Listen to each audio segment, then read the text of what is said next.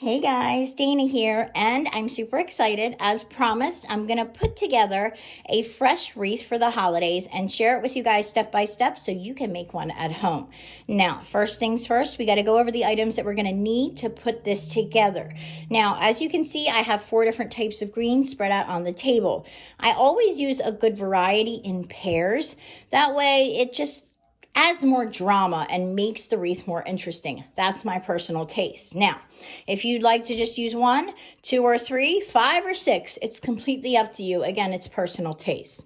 You're also going to need either a wreath cage or some nice heavy wire. I get all my supplies from Valley View Farms. They didn't have any wreath cages, so I just went with wire. Either which way, it's still just as easy to use. Now, I don't recommend you use regular scissors. You want to use cutters like this, because it gives it a clean cut on the edge and doesn't smash the stems. Now, keep in mind, I don't have a tripod that's going to work for aerial views, so I'm just going to do each step and show you guys as I put it together, how I put it together, so you can do it yourself. So I'm going to go ahead and separate everything and get it ready for the next step. Hang in there.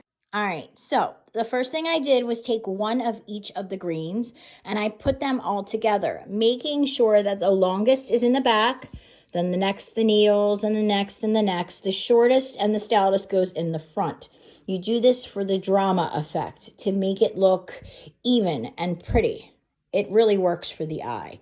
Now I'm going to connect these 2 with wire. And to connect them originally, all I did was put some wire down here at the bottom so that they're tightly secured. Now I'm going to put them together. Hang in there. I'll show you guys how I do it. Okay, so as you can see, I've taken the 2, right?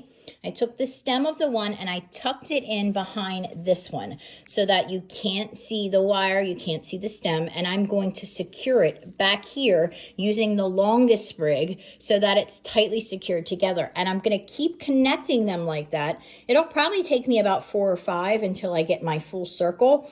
That way, when it is finished, you're going to see this, and it's going to repeat itself and look beautiful. So hang in there. Let's go to the next step. All right, so one thing I want to show you guys is how to do a secure twist. Now, before you start to wrap it around and around, you want to secure it like tight so that it stays around the bunch. Now, you want to just take it and do this type of a twist. See how you make that twist? And then once you do that, then you can start wrapping it around the bunch. That way, even if the ribbon, not the ribbon, the wire does start to come around this way, you still have this twist tightness that's going to keep everything together. That way your wreath does not start to come undone. So I'll finish wrapping this one. You want to wrap it nice and tight. You don't want any looseness in there. So that's a good wrap. I'll cut it and we'll be ready to start on the next gap. All right, so I'll give you a view from the back. As you can see, I took the wire piece that I had connected. This is the bottom of each of the bunch, and I've taken it and secured it with more wire to the other bunch. So you kind of want to make a string of bunches until you get a full circle. All right, let me do a couple more. As you can see, each of the bunches I made, I connected.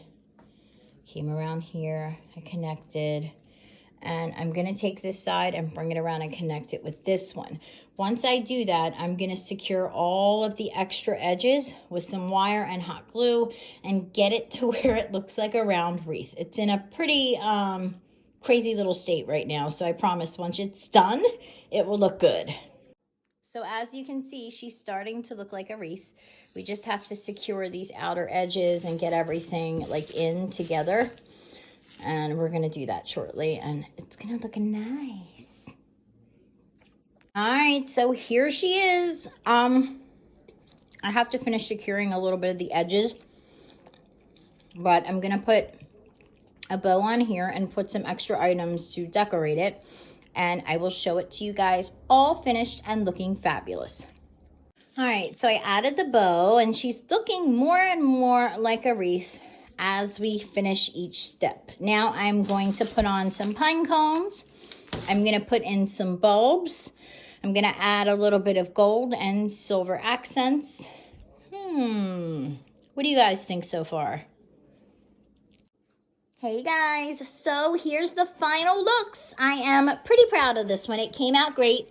All the final details I added with hot glue, as well as this adorable bow. Now you guys can make these bows by hand using a bolt of ribbon and ribbon wire. I'm going to show you guys sometime next month how to do that. I promise you, easy as pie. It only took me 45 minutes to make the entire wreath together, and as you can see in the video, it was easy. It was not some difficult task. All right, you guys, if you make one and post it, please tag me so I can see it and share it. And have a very Merry Christmas. I love you all tons. Bye-bye.